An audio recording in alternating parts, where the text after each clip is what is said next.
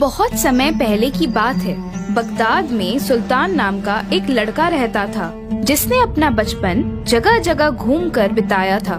उसके माता पिता बचपन में ही गुजर गए थे और उसे अपने जीवन को आगे बढ़ाने के लिए बहुत संघर्ष करना पड़ रहा था। इस वजह से वह कई बार निराश होकर समुद्र के किनारे जाकर बैठ जाता था।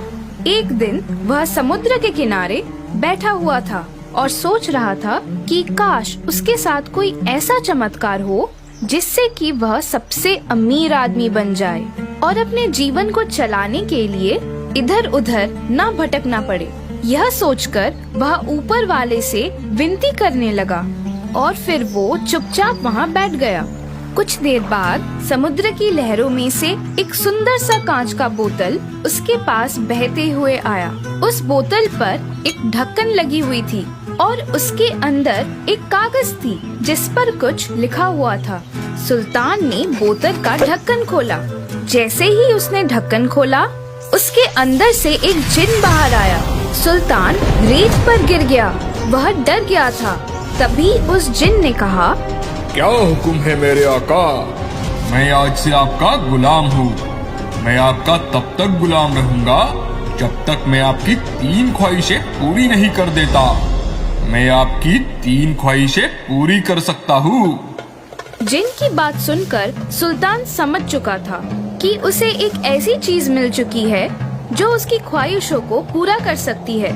उसने जिन से कहा, अच्छा, क्या तुम मेरी ख्वाहिशों को पूरा कर सकते हो?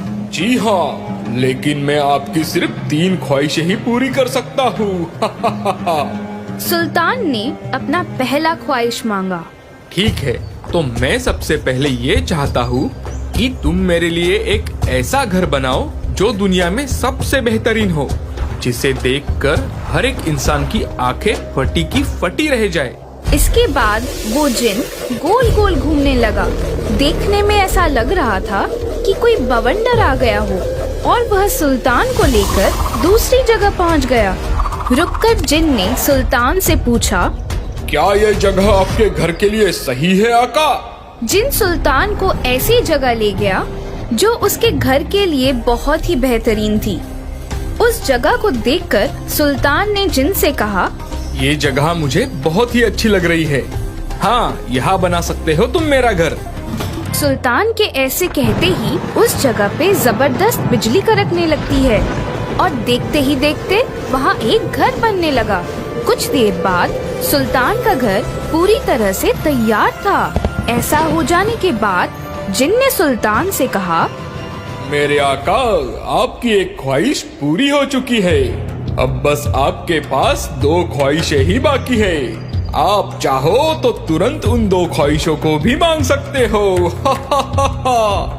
नहीं नहीं, अभी नहीं। मैं तुमसे बाद में सोचकर कोई ख्वाहिश मांगूंगा। अब सुल्तान के पास अपना महल था जिसमें वह बड़े आराम से रहने लगा। अब उसके पास नौकर, नौकरानी और खाना बनाने के लिए बेहतरीन रसोइये भी थे। अब सुल्तान सोचने लगा कि उसे दूसरी ख्वाहिश क्या मांगनी चाहिए। ये सोचकर वो बाजार की ओर चला गया। बाजार में उसने कुछ ऐसे बच्चों को देखा जो भूखे थे और दूसरों से खाना मांग रहे थे। उन बच्चों को देखकर सुल्तान को अपनी बात याद आ गई। एक समय गरीबी में उसे भी इसी तरह रहना पड़ा था, इसीलिए वह उनको देखकर उदास हो गया।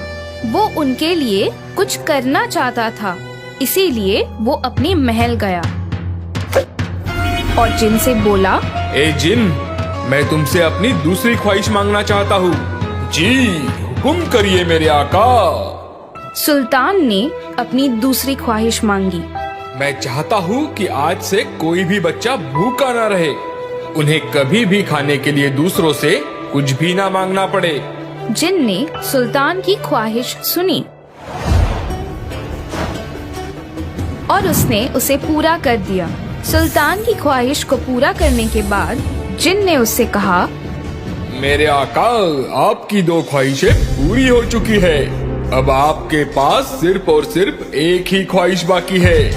क्या आप उसे अभी पूरा करना चाहते हो? नहीं, मैं अपनी तीसरी ख्वाहिश भी सोचकर ही बताऊंगा। अब सुल्तान खुश था कि अब उसके पास अपना खुद का महल था और बच्चों को अब से भूखा नहीं रहना पड़ता था। कुछ दिनों बाद सुल्तान को इस बात की याद आई कि उसकी तीसरी ख्वाहिश बाकी है, लेकिन वो ये भी सोच रहा था अगर वो तीसरी ख्वाहिश मान लेता है तो उसके बाद क्या होगा? क्या वो जिन चला जाएगा या इसके अलावा कुछ और भी होगा? अब सुल्तान यही सोच रहा था कि इसके आगे क्या होने वाला है। तभी उसे याद आया कि उस कांच की बोतल में एक कागज थी जिस पर कुछ लिखा हुआ था। वह तुरंत अपने बोतल को खोजने लगा। जैसे ही उसे वो बोतल मिली तब उसने उस कागज को बाहर निकाला।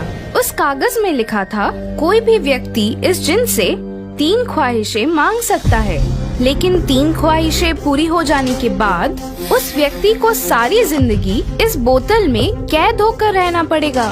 इसके बाद वो जिन आजाद हो जाएगा। ये पढ़ते ही सुल्तान घबरा जाता है। अब वह डरा हुआ था और बार बार सोच रहा था कि वो आगे क्या करेगा। तभी उसे एक तरकीब सूझी और उसने जिन को बुलाया। जिन उसके सामने हाजिर हुआ और वो बोला, क्या हुक्म है मेरे आका? ए जिन, मैं अपनी तीसरी ख्वाहिश भी पूरी करना चाहता हूँ। जैसे ही जिन ने यह सुना वो अंदर ही अंदर खुश होने लगा। वो सोच रहा था कि वो हमेशा के लिए आजाद हो जाएगा और उसे बोतल में नहीं रहना पड़ेगा। फिर सुल्तान ने अपनी तीसरी ख्वाहिश मांगी। मेरी तीसरी ख्वाहिश ये है कि अब से तुम सारी जिंदगी मेरे गुलाम रहोगे और मेरे मर जाने के बाद तुम वापस इस बोतल में चले जाओगे। ये सुनकर जिन गुस्से से चिल्लाने लगा, लेकिन वो कुछ नहीं कर सकता था। अगर वो ऐसा करने से मना करता तो उसे अंत काल तक नर्क में जाना पड़ता।